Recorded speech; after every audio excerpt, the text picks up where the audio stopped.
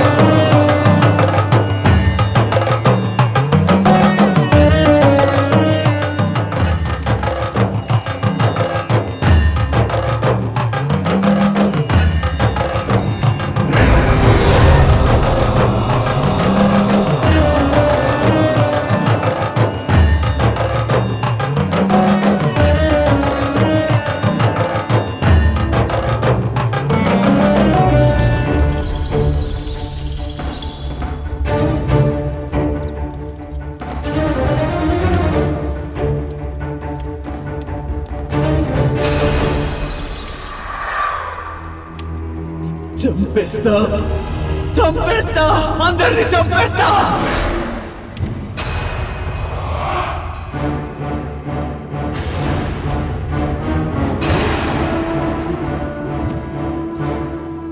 చంపేస్తా చంపేస్తా అందరిని చంపేస్తా.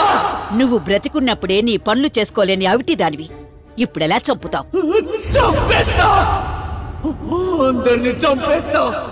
ఆత్మగా మారి ఇక్కడే ఉండి నువ్వేం చేద్దావనుకుంటున్నావు? కూర్చున్న కుర్చీలో నుంచి ఒక్క అంగుళం కూడా లేవలేని దానివి నువ్వు. చంపేస్తా చంపేస్తా అంటూ జపం చేస్తూ శక్తిని కూడగట్టుకుంటున్నావు. ఎంత శక్తిని సంపాదించుకున్నా నువ్వేం చేయలేవు. ఎందుకంటే నువ్వు అవిటిదానివి.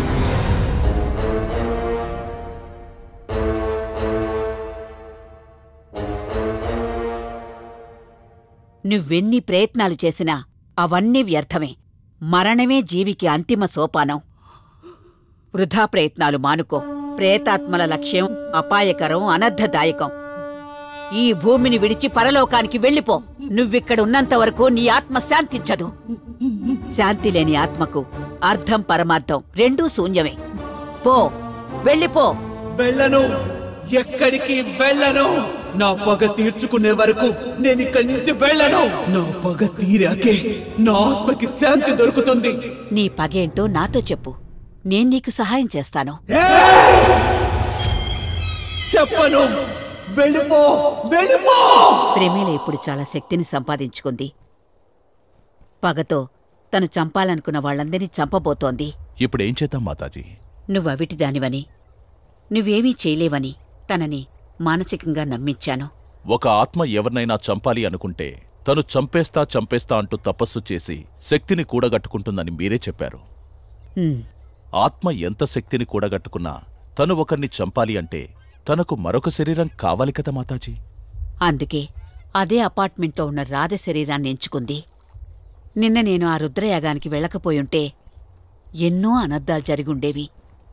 ఇప్పుడు పగతో రగిలిపోతున్న ప్రేమిల ఆత్మను శాంతింపచెయ్యాలంటే నాకున్న ఈ శక్తి చాలదు.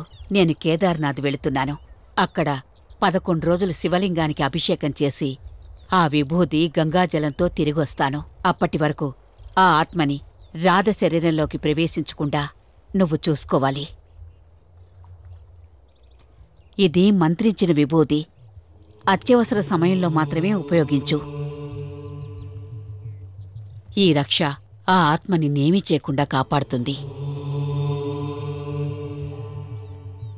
అలా మాతాజీ ఆజ్ఞ ప్రకారం రాధను కంటికి రెప్పలా కాపాడుతున్నాను.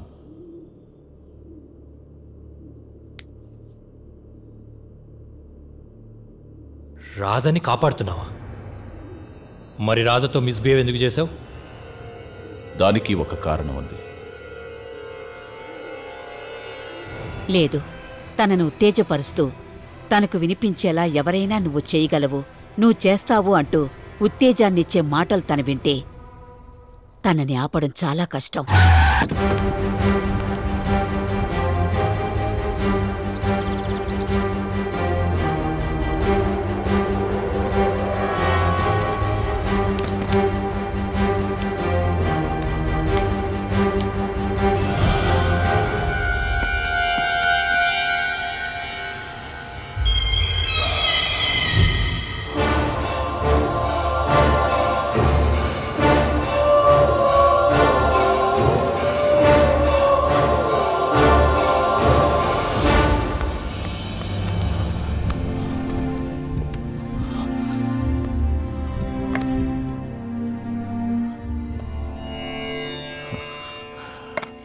హర హర మహాదేవ.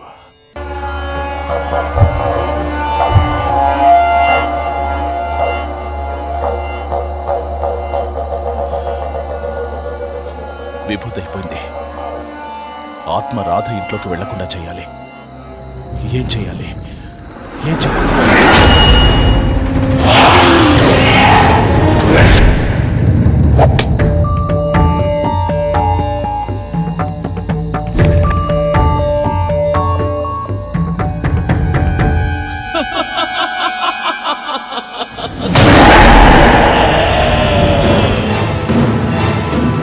మీ మాతాజీ నన్ను మానసికంగా కుర్చీకే పరిమితం చేసింది.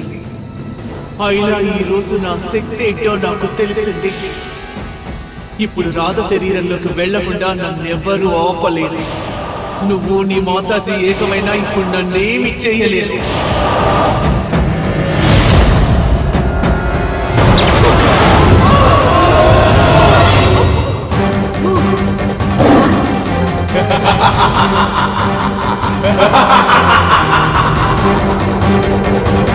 ఈ అపార్ట్మెంట్ నుంచి నువ్వు బయటికెళ్తే నిన్నెవ్వరూ ఆపలేరు. అందుకే నిన్ను ఈ అపార్ట్మెంట్ లో కట్టి పడేశా.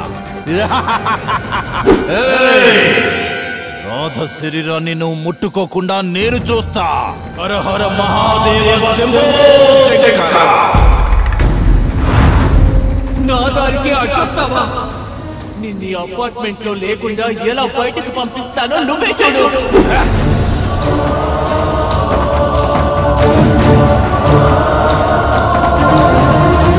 అలా ప్రమీల ఆత్మని అపార్ట్మెంట్ బయటికి వెళ్ళనీయకుండా ఆపగలిగాను. అప్పుడు రాధను అపార్ట్మెంట్లోనికి రానియకుండా బయటే ఉంచాలనుకుని రాధ రాక కోసం ఎదురు చూస్తుండగా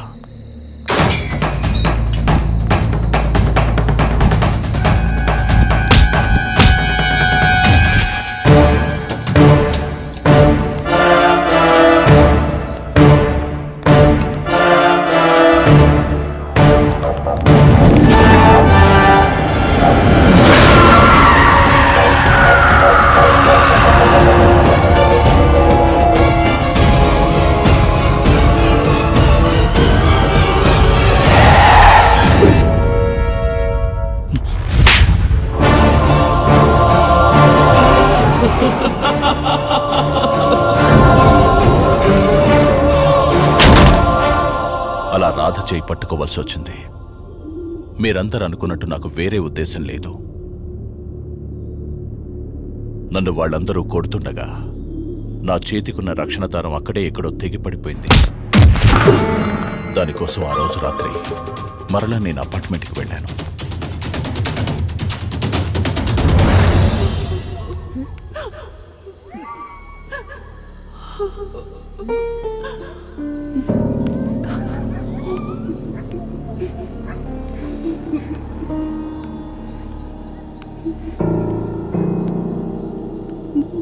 ఎవరు?